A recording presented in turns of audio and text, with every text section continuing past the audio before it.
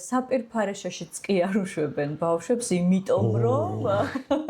იმიტომ რომ დასვენებაზე მოითავეთ, მერე დაიწყებთ ბოდიალს საპირფარეშოში. რაც უფრო პატარები არიან ბალღები, რამდენჯერაც არ უნდა გითხრა, უნდა გაუშვე, იმიტომ რომ შენ რეალურად მართლა არ იცი. და ხო არის ეგეთი თუ აღმოაჩინე, რომ შენი კლასის ბალღები ძალიან ხშირად გადიან გარეთ, უკვე შენ უნდა დასვა კითხვა. სულ რო იცი რომ არ უნდა. რატო გადის? იმიტომ გადის რომ თავი არიდოს რაღაცისგან შენთან. და ამას ერთი კი არა, ბევრი ბალღი თუ აკეთებს. აი რაც ჩვენ თქვით, ეგრე უნდა შეამოწმო შენი საქმე ვალდებულებები რა არის. რამე ისეც ხო არ ვავალებ, ერთადერთი რაც იპოვეს გზა არის რომ სადმე გარეთ გავარქმენ.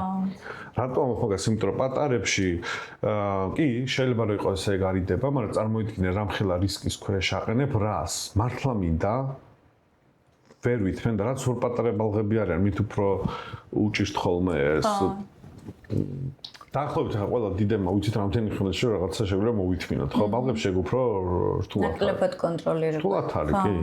და შენ წარმოიდგინე რამხელა ტრავმა შეიძლება მიაყენო ბალღს. და ხო არის ეგეთი შემთხვევები. რამდენიც გინდა? რამდენიც გინდა ახლა ვარო უფრო მასიურად, მაგრამ რასო?